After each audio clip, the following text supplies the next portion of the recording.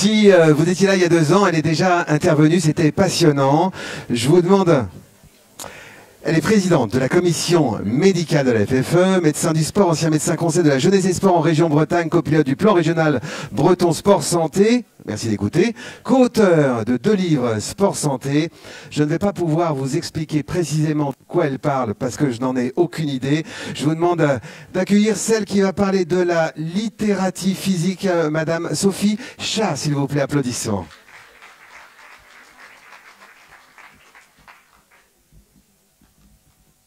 Alors bonjour à tous.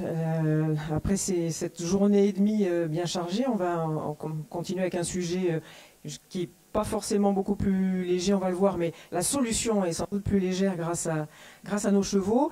Je remercie Carole d'avoir passé commande auprès de moi de ce sujet, la littératie physique. Excuse-moi Sophie, juste une chose. Qui sait ce que ça veut dire la littératie? La littératie. Non mais, donc personne? Ok, je suis encore le seul. Ouais. Merci Sophie. On peut traduire, enfin quand on met ça sur des applications de traduction, en fait c'est l'alphabétisation physique en fait. On peut le traduire comme ça. On va voir la définition. Hop, j'ai mis, voilà, c'était parce qu'on va revoir ce petit cercle en fait qui résume ce que la littératie physique, un mélange de motivation, de confiance et de compétences. La définition officielle, pardon, c'est vrai qu'il va trop vite. La définition officielle de la littératie physique, c'est la motivation. Vous voyez, c'est assez complet. C'est la motivation, la confiance, la compétence physique, le savoir et la compréhension qu'une personne possède et qui lui permet de valoriser et de prendre en charge son engagement envers l'activité physique toute la vie. Ça, c'est une définition qui a été donnée en 2014. Et il y a depuis les années 90, même carrément une association internationale de littératie physique. Tout ça est parti au Canada. C'est l'université de Laval au Québec qui a donné ces définitions-là. Et ce concept avait été proposé en 93 lors d'un congrès centré sur l'éducation physique au sport pour les filles et les femmes à Melbourne, avec déjà une petite notion d'inclusion. Une définition plus récente a été donnée par le gouvernement canadien en 2019, qui se raccourcit un petit peu. C'est l'habileté, le savoir et les comportements qui nous donnent la confiance et la motivation nécessaires pour bouger tout au long de notre vie. Ça n'est pas seulement la grammaire du corps, ça n'est pas uniquement ce qu'on sait faire avec le corps, qui pourrait être éventuellement assimilé à la psychomotricité, mais c'est aussi, c'est ce que dit Santé publique France derrière, hein, pour raccourcir encore plus, que l'on possède en termes de savoir, de vouloir et de pouvoir, afin de pratiquer une activité physique adéquate et permanente de manière autonome. Cette association de capacités correspond à un concept inclusif accessible à tous, qui représente un parcours unique pour chaque individu, en fonction de son vécu, de ce qu'il a appris, de comment on l'a sensibilisé au sujet, qui peut être cultivé et apprécié à travers une série d'expériences dans différents environnements et contextes. C'est en famille, à l'école, au travail, dans la ville. C'est quelque chose qui traverse tout notre quotidien, notre vie de tous les jours. Elle est destinée à absolument tout le monde. Tout le monde est concerné par ce sujet, partout. Et il existe un nombre infini de chemins potentiels à explorer. On peut résumer la littératie physique sous forme d'un cercle, en fait, un cercle vertueux, c'est-à-dire qu'à partir du moment où, à gauche, j'ai les connaissances et les compétences au niveau cognitif sur le besoin, la nécessité, la manière de bouger, qu'est-ce que ça va m'apporter, comment je peux le faire, ça va créer une motivation qui va créer la confiance en soi, qui va permettre de passer le mouvement, de passer à l'acte. Et effectivement, plus je fais de choses physiquement avec mon corps, et plus je suis capable d'en faire, et plus je suis capable d'entreprendre des nouvelles activités physiques. Et ainsi, j'engrange de nouvelles connaissances, et c'est le cercle vertueux qui se met en place.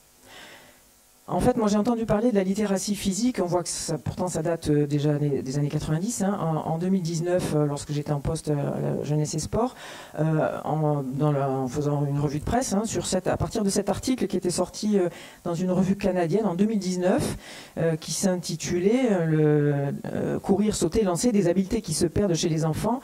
Et à droite, c'est un extrait de l'article, c'est un cercle brisé, c'est-à-dire que ce cercle, on constate chez les enfants maintenant, mais chez les adultes aussi, mais chez énormément d'enfants, que ce cercle vertueux, il est complètement brisé. Les observateurs sont de plus en plus nombreux à affirmer que les jeunes manquent gravement de littératie sportive. Vous le voyez tous les jours dans vos clubs, et quelles que soient les disciplines, on a des remontées absolument unanimes de tous les enseignants de PS, dès les petites classes, mais aussi tous les profs de sport qui nous disent, un prof de judo qui me dit pour la première fois, moi je vois des gamins arriver en 6e, ils savent pas faire une roulade, ils savent pas faire, voilà, ils savent pas marcher sur un fil. Et donc les Canadiens ont chiffré ça, parce que c'est intéressant d'avoir les chiffres. L'hôpital pour les enfants de l'Est de l'Ontario a effectué une étude sur 10 000 enfants de 8 à 12 ans à travers le Canada. Ils ont découvert que seulement un tiers des enfants possédaient un niveau de littératie physique de base. En Australie, ils ont fait des tests très simples. Alors on parle beaucoup de tests de compétences physiques, d'endurance, de force musculaire, etc. Mais aussi des habiletés physiques. Là, ils ont fait tester les enfants avec un ballon à faire rebondir. Combien de fois ils étaient capables en moyenne sur des cohortes de faire rebondir le ballon en 20 secondes maintenant par rapport à 1994. Et on voit que avant ils le faisaient rebondir 20 fois, maintenant uniquement 14. Donc ça permet de chiffrer un peu cette diminution. Et même chose sur le temps passé en équilibre sur une jambe. On sait, vous avez beaucoup entendu parler de la diminution de la capacité physique en endurance des adolescents sur toute la surface du globe, cette perte de capacité cardio-respiratoire de 25%, qui peut faire penser que du coup leur espérance de vie sera inférieure à la nôtre. Mais il y a aussi voilà, ces habiletés, cette accumulation de gestes grammaticaux qui sont diminués. Ce qui, en fait, ce sujet, ce concept de littératie physique est revenu à la surface avec, et c'est là que je tire le fil, ça nous permet de tirer le fil jusqu'au contexte sanitaire mondial qui nous préoccupe beaucoup, qui est l'état des lieux, l'état du niveau d'activité physique et du niveau de sédentarité de la population. C'est une illustration qui figure sur le site de l'ONAPS, qui est l'Observatoire national de l'activité physique et de la sédentarité, qui a été publié l'an dernier. Et vous voyez qu'il y a deux critères qu'on surveille beaucoup maintenant, c'est le niveau d'activité physique par rapport à des recommandations qui sont édictées par l'OMS depuis les années 2000, parce que depuis les années 2000, l'OMS voit arriver cette vague énorme de maladies non transmissibles qui sont liées à notre mode de vie contemporain, et donc a émis des critères avec des volumes d'activité physique qu'on est tous censés devoir respecter, mais au-dessus des temps de sédentarité. Vous voyez en haut le pourcentage de personnes qui n'atteignent pas les recommandations de l'OMS, qui sont avant 18 ans, d'en gros 1 heure par jour d'activité modérée à intense, donc avec pas mal d'intensité, et puis au-delà de 18 ans, 30 minutes par jour d'activité modérée qui permettent de parler encore pendant qu'on pratique. Et vous voyez qu'en moyenne, on a déjà un tiers des enfants qui n'atteignent pas ces recommandations, autour de 70% des adolescents, ça va même sur des chiffres plus récents, autour de 90% en France, qui classe la France à un très mauvais rang mondial, 22e sur 25 les pays les plus riches, et 119e rang mondial.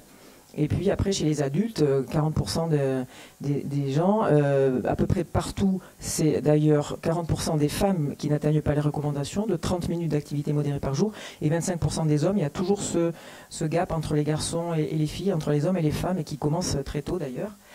Et puis dessous, on a la sédentarité qui est résumée maintenant à un chiffre qui est le temps passé sur les écrans.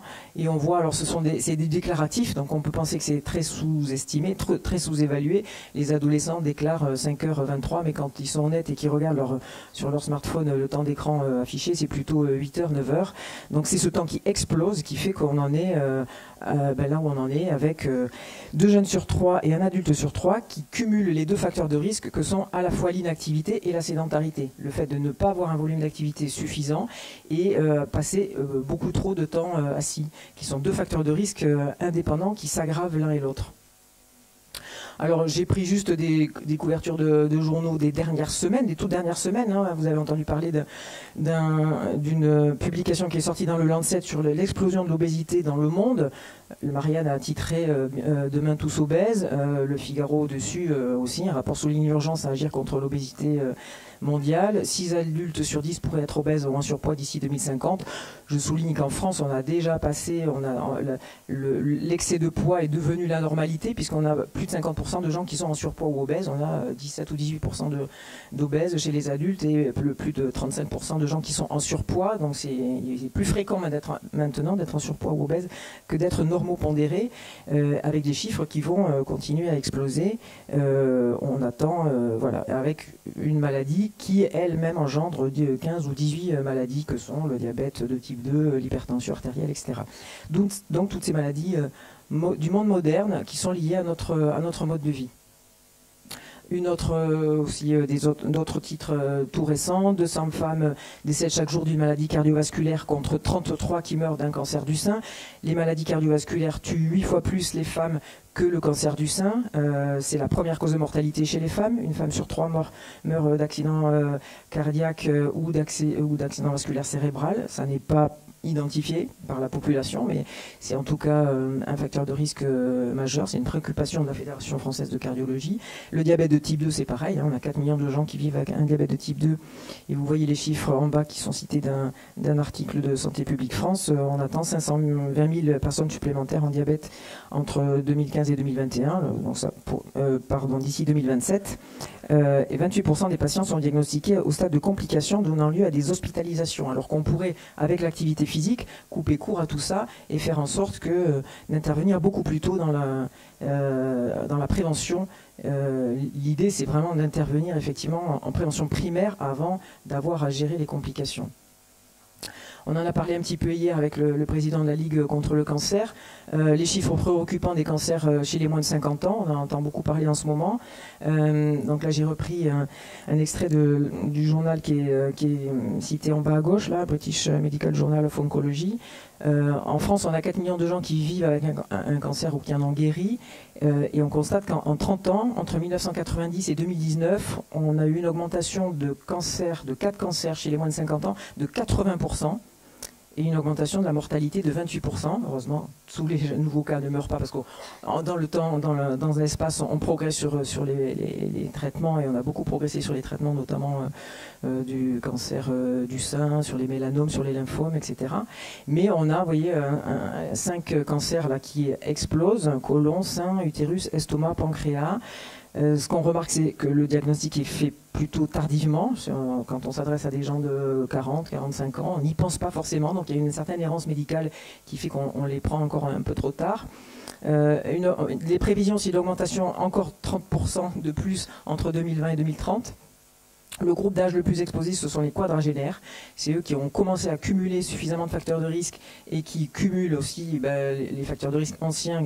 Le premier étant l'âge, plus évidemment, le premier facteur de risque du cancer, c'est l'âge. Mais on a maintenant le manque d'activité physique, la nourriture de mauvaise qualité, l'alcool et le tabac. Et ce sont les 4 grands facteurs qui sont incriminés pour expliquer ces explosions de cancer, plus l'exposition environnementale. Et comme ça a été dit hier, on a probablement que 20% des cas qui sont expliqués par la génétique. Donc tout le reste, on a le contrôle dessus.